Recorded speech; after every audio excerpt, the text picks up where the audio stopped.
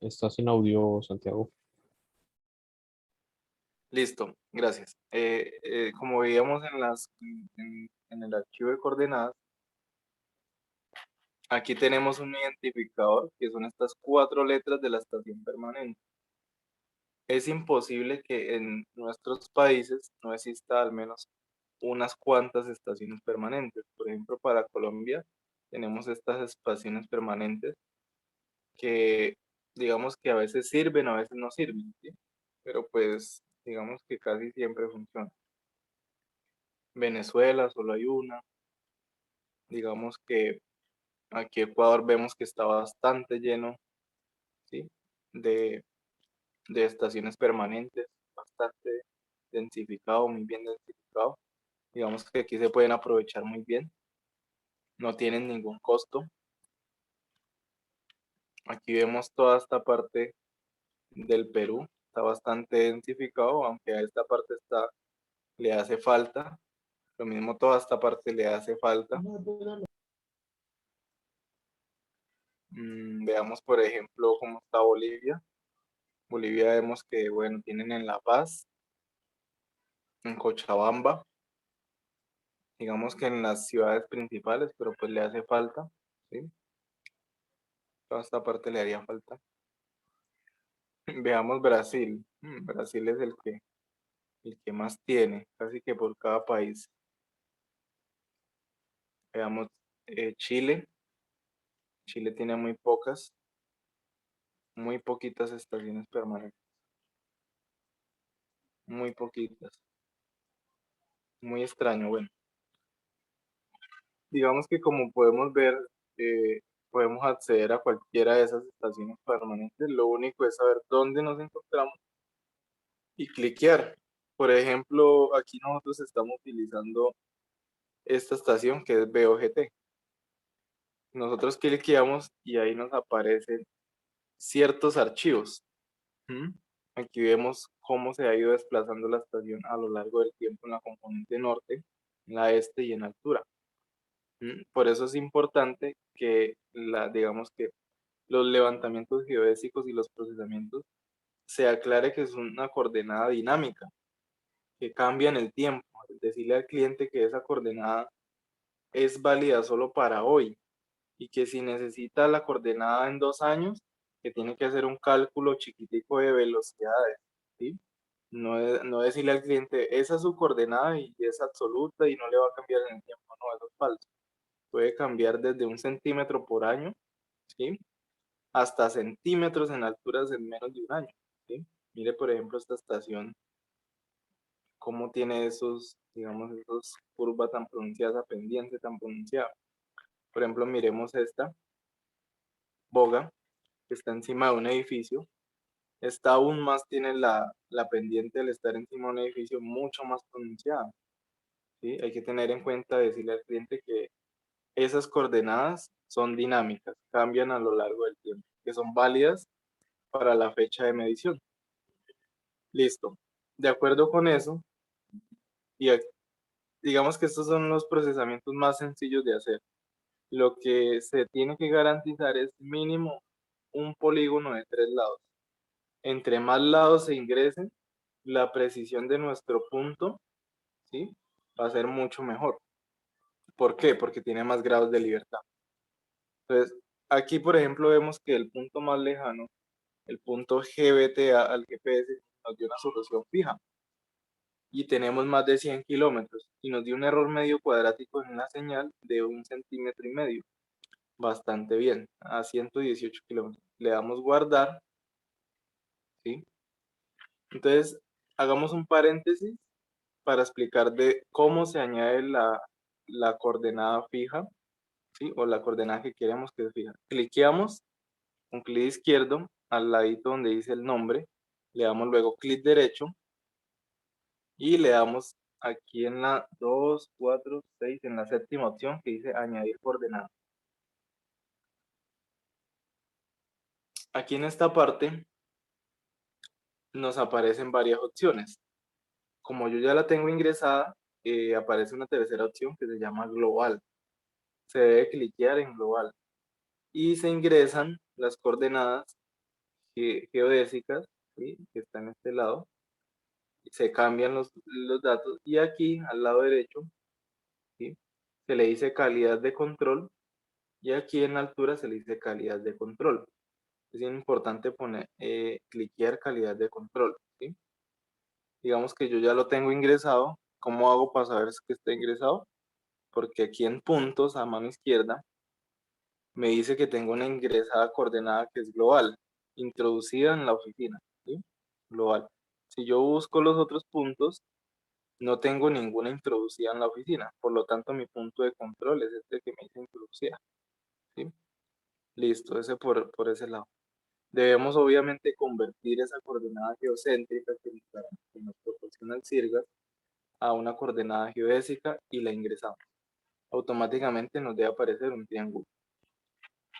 Una vez hemos dado en procesar líneas base, debemos ajustar la red. Y aquí es donde viene la importancia de la prueba del chi cuadrado. ¿Por qué esta importancia del chi cuadrado? ¿Qué es el chi cuadrado? ¿Y por qué es tan importante? Digamos que cualquier término que ustedes no entiendan, pues le decimos al señor Google que nos ayude. Entonces, prueba chi cuadrado y miremos a ver qué nos dice. Digamos que una prueba de chi cuadrado lo que hace realmente es decirnos que para cierta sumatoria de datos y bajo ciertos grados de libertad, ¿sí?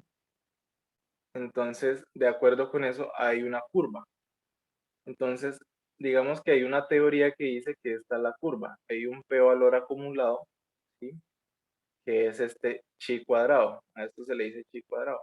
¿Por qué el cuadrado? Porque es la sumatoria acumulada de cada uno de los valores, digamos, de acuerdo con la probabilidad. Y lo que se hace es comparar un valor con otro valor, ¿sí? Entonces, de acuerdo con esta prueba, es importante porque es válida desde una distribución normal, ¿sí? Se ajusta a la distribución normal. Tenemos que tener en cuenta que nuestros datos en geodesia y en topografía se ajustan a una distribución normal. ¿Qué es una distribución normal? Una distribución normal es aquellos datos que se distribuyen de igual manera a la izquierda y a la derecha y obedecen a una función, ¿sí? Entonces, ¿qué quiere decir? Que si yo tomo una coordenada, esos datos tanto a la izquierda como a la derecha van a tener una misma dispersión, no van a presentar datos anómalos a la derecha, muy a la derecha, sino van a ser normales, valga la redundancia. Entonces, de alguna manera u otra, la prueba del chi cuadrado se ajusta a la distribución normal, ¿sí? Hay que tener en cuenta que, y bueno, ¿y por qué los datos se ajustan a la distribución normal? Porque nosotros debemos saber que tenemos miles de triángulos y cada triángulo nos va a generar una coordenada a cada segundo. Cada procesamiento es cada segundo, ¿sí? El intervalo de rastreo, dependiendo el tiempo común. Entonces debemos entender que vamos a tener un dato promedio, ¿sí? Y el dato promedio es el que más se repite y es el valor más probable. Entonces, de alguna manera u otra, la distribución normal nos dice que tanto la moda como la mediana y como la media van a coincidir con el punto que más se repite o el dato que más se repite, ¿sí? Esa es como la singularidad, ¿sí? Es por eso que yo les hablaba hace unos días de que en topografía y en geodesia debemos garantizar que los datos tengan repetibilidad en el tiempo. Es decir, que si va un topógrafo mañana o un geodesta mañana y de la coordenada, nos va a dar dentro de la precisión que le estamos garantizando al cliente. Porque, por ejemplo, en la obra, digamos, a mí me preguntan cuando hago algo, me dicen, oiga, ¿y qué error tiene ese método? ¿Qué error? Y yo le digo 1 centímetro. Pero bueno, ¿y a mí quién me garantiza que ese centímetro sí es real? ¿Sí? Entonces, para eso se utiliza la prueba del chi cuadrado. El chi cuadrado nos valida si ese centímetro que estamos dándole al cliente es real o no es real, ¿sí? Una prueba estadística. Digamos que es una de las más acertadas para la geodesia. Digamos, es muy sencilla, incluso se puede calcular pues a mano los errores residuales y se multiplican al cuadrado, se suman y ese error debe ser menor al valor teórico para que nos cumpla la prueba del chi cuadrado.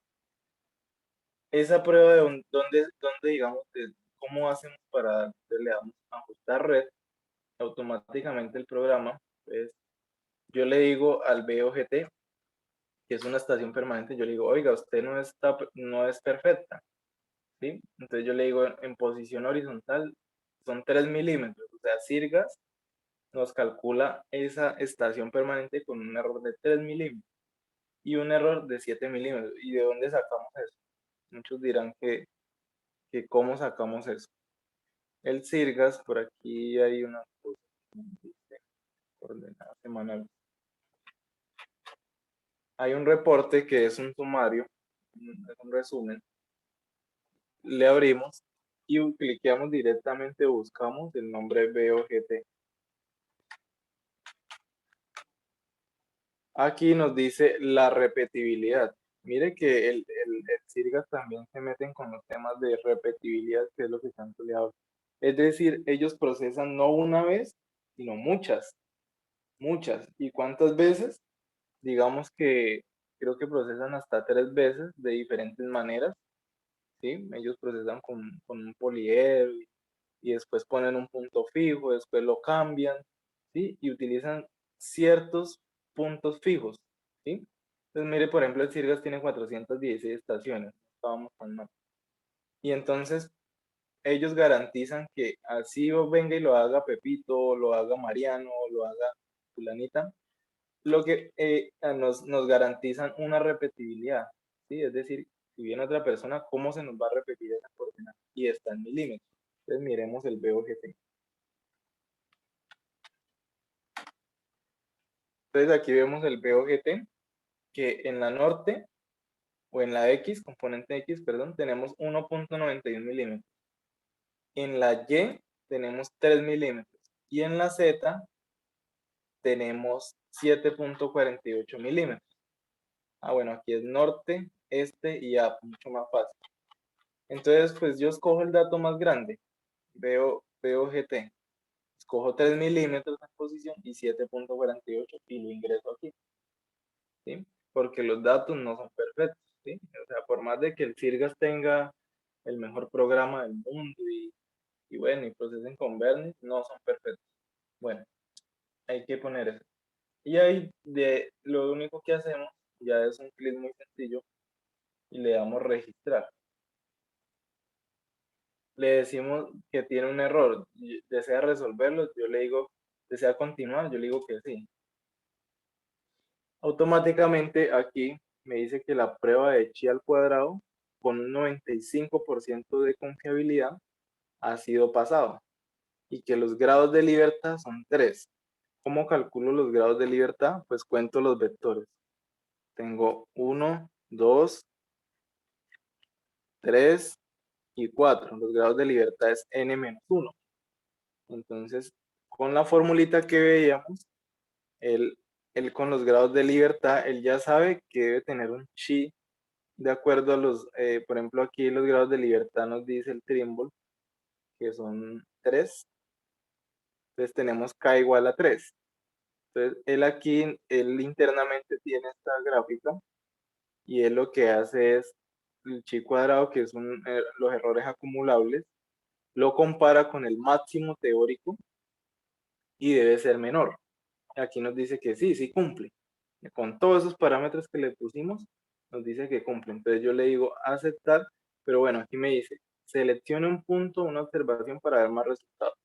Por ejemplo, en Colombia, lo que es el acueducto y, no estoy mal, el IDU, son empresas privadas, nos exigen esta prueba. Y yo, pues realmente es un clic, ¿sí? Sino que hay que entender el trasfondo, ¿sí? Y hay que entender que entre más grados de libertad es más fácil que pase la prueba, ¿sí? Entonces, ¿yo qué hago? Meto otra estación permanente. Si no me pasó, ingreso otra hasta que pase. Y en algún momento va a pasar porque le creo redundancia, ¿sí? Le creo redundancia. Entonces, si le creo más redundancia, pues va a llegar, siempre me va a tener que llegar a la misma coordenada. Por lo tanto, las matrices van a ser mucho más fuertes, porque solo me va a tener que dar siempre esta coordenada. Y él va y calcula, y llega y calcula acá, calcula luego aquí, calcula aquí, y tiene que llegar a esta coordenada. Y si yo le añado otra estación, pues lo mismo. Entonces me crea redundancia. Entonces, por ejemplo, miremos con qué precisión nos quedó el punto del que tanto hemos hablado. Entonces lo cliqueo. Santiago, una pregunta. Pero digamos, si no me pasa la prueba de chi cuadrado, yo lo puedo en la parte que dice ponderación multiplicar para que me reparta como ese error. Pues digamos que sí y no. Lo ideal es ver, pues la norma, digamos que la norma colombiana sí pide sus vainas, sí, pero al mismo tiempo no exige hasta cuánto podemos multiplicar acá. Yo por lo general, si no me pasa, yo máximo multiplico una sola vez, pero si en la segunda vez no me pasa, yo ya no lo fuerzo. ¿Por qué? Porque pues es hacerse trampa uno mismo. Lo que hace él internamente es escalar, pero esta elipse ya no es redondita, sino nos la vuelve de manera, como valga la redundancia, como un huevo, una elipse. Y esa elipse quiere decir que el círculo de error obedece una elipse más no un círculo, ¿sí? Por lo tanto, los errores no se distribuyen de manera normal, ¿sí? Aquí lo que se busca es que un círculo para que los errores sean distribuidos de manera normal, porque como explicamos, la topografía sabemos que los errores obedecen a una curva de distribución normal, ¿sí? No a una curva con, con una asíntota por allá, a la derecha, no, es normal. Entonces, lo ideal es que sea redondito y máximo una sola vez, ¿sí? Porque si no, pues no tiene no tiene sentido, estaríamos como falseando la prueba del chico cuadrado. Lo mejor es o aumentar el tiempo de observación del puntico, ir otra vez a campo, ¿sí? Eso se tiene que hacer. Digamos que yo cuando recibía los datos en Bogotá, si no les cumplía esa prueba, yo les decía, aumenten el tiempo de observación y aumenten los grados de libertad. ¿Y cómo se aumentan? Pues introduciendo otra estación permanente. Digamos que eso es toda una teoría, ¿sí? Pero pues lo ideal es no darle escala, ¿listo? Porque lo que hace internamente es que nos da una desviación estándar más grande. Pero tenemos que tener en cuenta que al darnos una desviación estándar más grande, pues ya no nos va a cumplir la norma, ¿sí? Nos pasa el chi cuadrado, pero en otro lado ya no. Entonces, por ejemplo, miremos aquí que yo al cliquear el GPS en el técnico, aquí lo tengo, no sé si lo ven, démosle lupa. Me dice, yo le puedo decir a mi cliente con total tranquilidad de que ese punto tiene un error de 5 milímetros en la este y que tiene un error de 5 milímetros en la norte y que tiene un error en altura de 1,4 centímetros. Con total tranquilidad se lo puedo decir. ¿Sí? ¿Por qué? Porque estoy utilizando una prueba de cuadrados, estoy constreñido con 4 estaciones permanentes. O sea, me da la tranquilidad de decirle al cliente, este trabajo está bien, ¿sí? Pero hay personas que solo utilizan una estación permanente y piensan que por procesar una línea base ya es suficiente. Digamos que eso para trabajos de poca precisión, ¿sí? Pero pues yo les estoy tratando de explicar, digamos, procesamientos para trabajos de ingeniería de mucha precisión, ¿sí? Mucha, mucha. Santiago, Ujú. Santiago, disculpa, una pregunta. Mm, Cuando tú hablabas de agregar más estaciones, ¿la ubicación de la estación con respecto al punto tiene alguna influencia? Por ejemplo, si yo eligiera poner una estación que estuviera ubicada más hacia el este, por ejemplo, del punto que yo estoy mirando, o más Lo hacia el sur. importante es que genere un polígono, ¿sí? Como le explicaba, que genere un polígono, que las líneas no se vayan a cruzar entre sí, que genere un polígono lo más casi que cuadradito, lo más, usted sabe que así como en topografía los ángulos pequeños no funcionan bien, ¿sí? Así como vimos lo del POP, son ángulos pequeños no funcionan. Lo más cuadradito y lo más grande del polígono, no importa la distancia. Digamos que Trimble es un programa que nos da buenos resultados, ¿sí? Excelentes resultados. Digamos que tenemos esa certeza de que de que si nos dice 1 centímetro es 1 centímetro, ¿sí? No importa dónde está la estación, si está a 100 kilómetros, si está a 200, depende de la norma de su país, ¿no? Creo que para su país son como 100 kilómetros como mucho. Aquí, por ejemplo, yo estoy utilizando 120 kilómetros de esta línea, ¿sí? Ok, Bueno, gracias. no sé si hay más preguntas. Bueno, digamos que eso sería como todo. El Trimble tiene una parte para generar informes. Y aquí le damos informe de procesamientos de líneas base que le entregamos al cliente. El número 1, el informe de ajuste de la red y el listado de puntos, ¿sí? Entonces, yo tengo ya generado eso, porque la verdad eso se demora bastante generando esos, pero le quito el zoom a esto. Esos informes se demoran bastante. Acá un computador, bueno, no sé cómo quitar el zoom, ya, listo. Ahora les voy a mostrar qué arroja digamos, o qué se entrega, o yo que generalmente entrego. Yo entrego los RINES ordenados en una sola carpeta, la solución semanal CIRGAS, que es un archivo con las coordenadas de las estaciones permanentes, el archivo con el procesamiento de Trimble, ¿sí? Y pues bueno, los planos, la nube de la estación total, y entrego los resultados del TBS en una carpeta por aparte.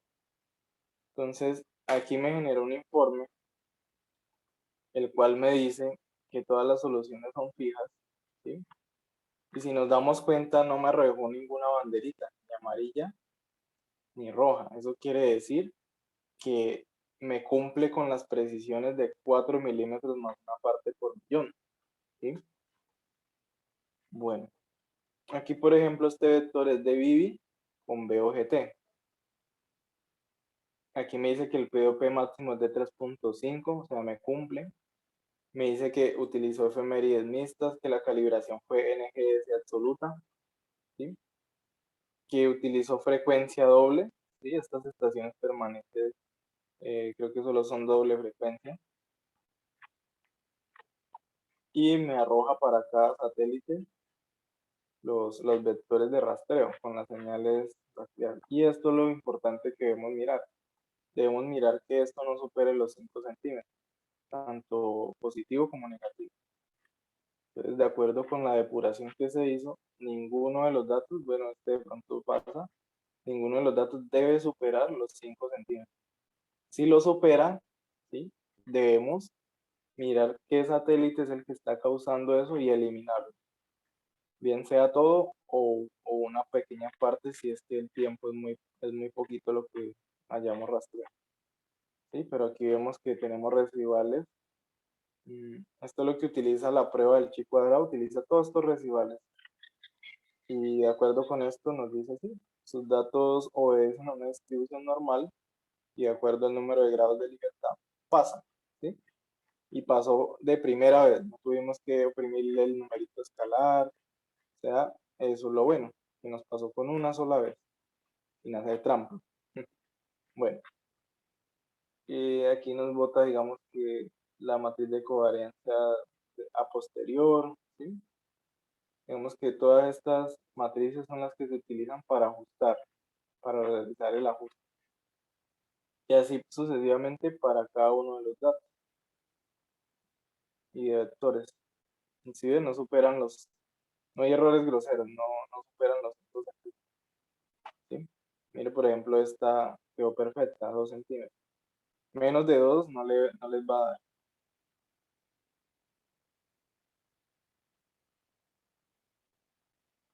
Bueno, eso por un lado.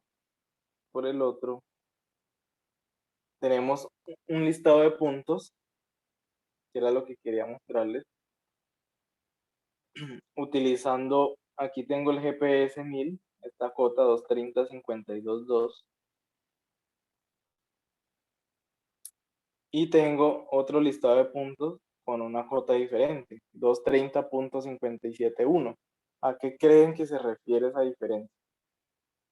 Si más o menos me están entendiendo la capacitación. ¿A qué creen que obedece esos 5 centímetros de error? ¿El geoide tal vez? No, a que no ingresamos la antena certificada, ¿sí? Entonces, para aquellos compañeros que nos decían, pero es que no entiendo por qué me da 10 centímetros de error, eh, el certificado de la antena, digamos que no. Es importante ingresarlo, ¿sí?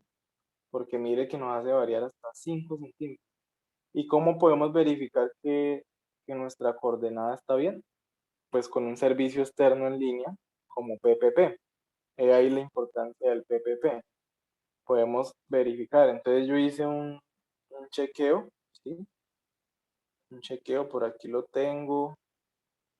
Y comparé, el caso es que comparé. Tenía por aquí y convertí esto y me dio muy similar digamos que al último procesamiento. Entonces, el PPP me ayuda a, a verificar la confiabilidad de los datos aún más, ¿sí? Porque así la prueba del chi cuadrado nos diga que es pasado, pues recuerden que el software es una máquina. Y si usted le dice a la máquina que usted le ingresó la antena calibrada, pero no era calibrada, pues él va a creer que usted está haciendo las cosas bien. Entonces es la integridad de lo que usted le ingresa al programa, ¿sí? Sí, esa es la integridad. Pues por ejemplo aquí yo creé la antena, la AT340,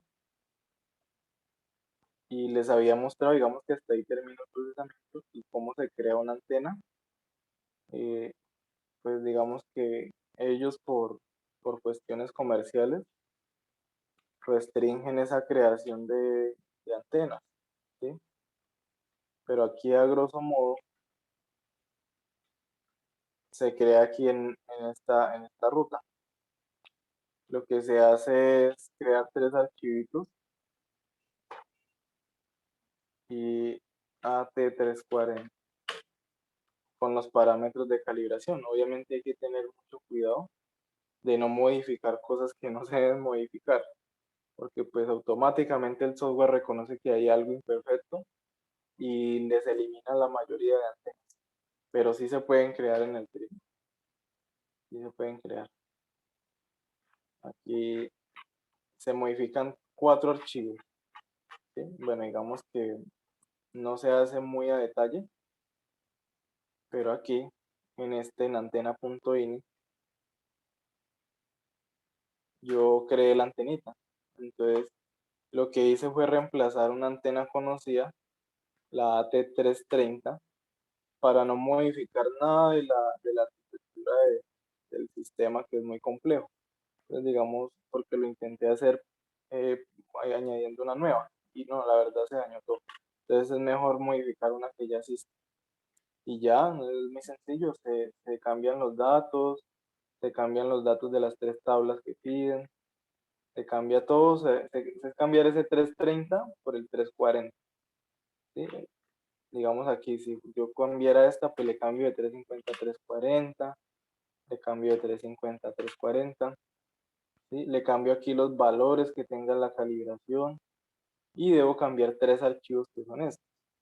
El fase, la tabla de la corrección de la fase, la tabla de la corrección de la National Geodetic Survey y un dato de corrección interna que maneja el Trimble, ¿sí? Que son realmente puras sumas y restas.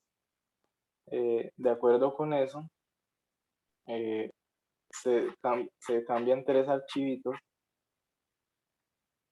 Cambian 3 archivos. Pero Santiago, ¿le cambió el nombre nomás o le cambió algo internamente a los archivos? Todo. Entonces, digamos, se cambia todo. Mira. Aquí este lo cambié, este también y este también. Se cambian 4 archivos. Esto es una imagen. Este solo se cambia el nombre. ¿Sí? Sí. No tiene nada que ver. Este NGS es el archivo absoluto de la NOAA o del National Geodetic Survey. Y digamos que este sí se le cambia todo, todos estos datos, pero hay que tener mucho cuidado cómo se ingresan todos estos datos. Ahí quedó, por ejemplo, 330. ¿Dónde quedó 330? Devuélvase un momentico, ábralo. Ahí, antena calibrada, Comnat AT, eso ahí. Ah, bueno, sí, de pronto digamos que fue un error, Ah, pero eso no pero, afecta. pero tal vez no me afectó, Sí, sí. porque aquí le cambié arriba a 340. Y bueno, tal vez él dice, bueno, voy a ir a ese archivo, pero él lo que le interesa son estos datos aquí, ¿sí? Pues digamos que yo creo que no debería afectar, pero digamos, se nota la diferencia, que son 5 centímetros de altura, y comparados con el PPP, como son 2 horas de medición, puedo comparar con PPP, que ya lo vimos en la clase. Entonces, para eso nos sirve el PPP, para poder crear archivos de estos y validarlos, ¿sí? Porque el PPP, digamos que nos coge la antena, nos coge todo y nos calcula, bueno, aquí sí lo cambié, ah, no, aquí no lo cambié. Bueno, realmente yo creo que eso es de forma porque no lo, de hecho acá dice copiado del NGS, es informativo. Entonces yo creo que no nos afecta. Lo importante es no cambiar nada a estas horas. Y cuando hagan una actualización del programa, pues no se puede hacer la actualización, porque si no nos cambia todo esto otra vez y nos toca volver a crearlo, ¿sí? O sea, habría que hacer un backup de lo que hicimos. Se cambia todo esto, ¿sí? Y este es un archivo interno del Trimble. Manejan bastante raro, curioso los offsets, son totalmente diferentes. Y lo que se hace es introducir los valorcitos. Digamos que es sumar y restar, es mirar qué se resta y qué se suma con respecto a los archivos. ¿Y dónde se sacan esos valores? Pues de la página de la NOAA, NGS ANCAL, y de aquí lo sacan. Entonces necesitan dos archivos, necesitan dos archivos. Entonces, por ejemplo, para las antenas CONNAS, la AT340, entonces yo qué hice o qué deberían hacer ustedes, comparar. Si el T330 tiene ciertos valores, pues se empieza a comparar qué coincide con qué. Y así mismo se empiezan a girar los datos, porque todo toca girar. Y ya aquí se ingresan los valores reales, ¿sí? Estos son los valores absolutos. Y el Trimble nos pide valores relativos. Digamos que eso es algo ya más avanzado, que cuando estén más duchos en su momento, los que están iniciando desde cero, lo harán, ¿sí? Cuando vean la necesidad de crear eso, lo harán para obtener precisión milimétrica, ¿sí? Pero si no requieren precisión, pues no es necesario hacerlo. Entonces aquí está el archivo relativo, que es este. Entonces aquí se necesitan esos dos archivos, o sea, le estoy dando como los insumos generales para que ustedes cacharreen y, digamos, generen y programen sus antenas.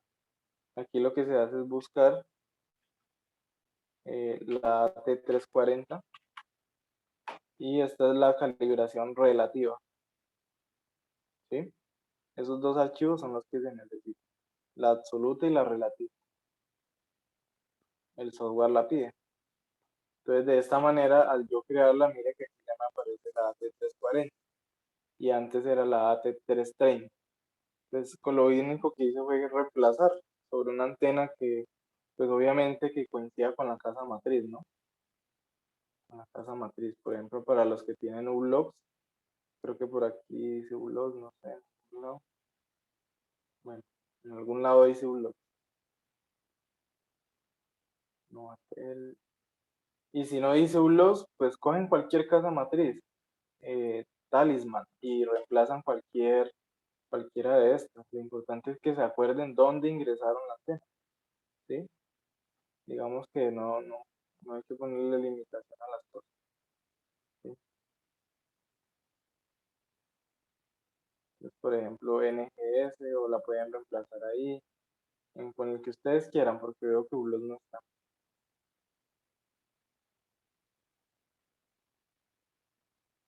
¿Sí? No, no está.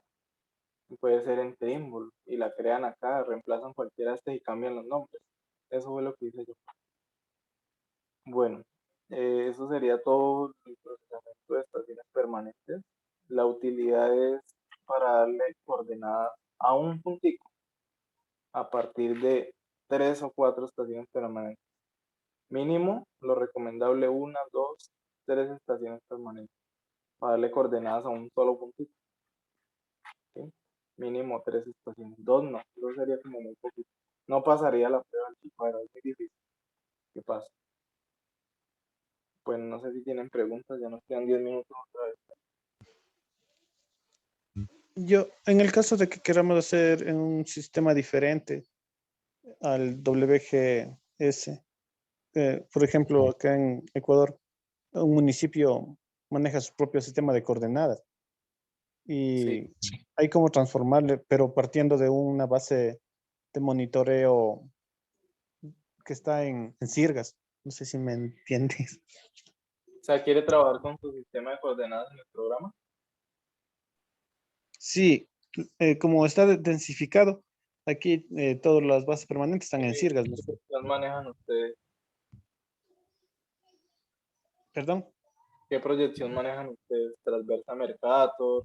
La UTM, o sea, las bases permanentes manejan la UTM, pero el municipio ya maneja la TM. Ah, ya, o LTM, una local, ¿sí?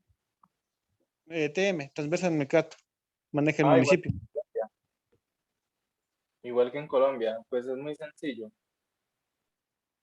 Usted lo que hace es, le da aquí en proyección y le da a cambiar y usted le dice que, no sé si usted tiene, sí, mire, aquí le da proyección predeterminada, Mercator transversal. Aquí introduce la latitud del punto de origen, la longitud, el falso norte, el falso este y el factor de escala. No se le olvide ninguno. Entonces, le da siguiente y ya, eso es todo. No tiene nada del otro.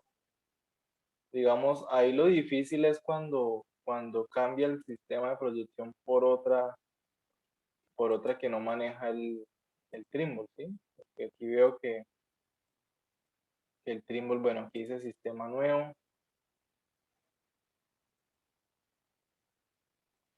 Digamos que lo difícil es cuando no es transversa de Mercator y el resto lo veo fácil, ¿sí? Digamos, le da a cambiar, no se olvide, en proyección determinada. Y pues aquí la dirección de las coordenadas pues siempre es positiva, ¿sí? Ujú, sí, eso tengo que probarle. Gracias, Santiago. Listo, vale. Entonces, yo creo que eso sería todo por hoy. Si tienen alguna otra pregunta, bueno, sería la última. Y ya mañana veríamos un pequeño videito, incluso se los puedo dejar ahorita, para que me pregunten las dudas de cómo se hace una poligonal con GPS, ¿sí? Que es uno de los temas, pues digamos, más fascinantes de la geodesia, cómo llegar a ese milímetro. Entonces, son unos chilenos que han incursionado en este nuevo tema. Digamos que yo aún no lo he hecho, pero la teoría está. Si tenemos la teoría, pues lo ponemos en práctica, ¿sí? Entonces, ahorita más tarde les envío el videito para que lo miren, dura 1 hora. Entonces, esa se haría como parte de la clase de coordenadas con poligonales, si tienen, digamos, perdón, procesamiento tipo poligonal GPS, si tienen dudas de cómo se hace, pues lo explicamos, ¿sí? Yo lo explico. Si no tienen dudas, pues pasamos al procesamiento, digamos que en entorno difícil, ¿sí? De ciudad, con multicaminos, cómo se mejoran los datos, cómo se hace un análisis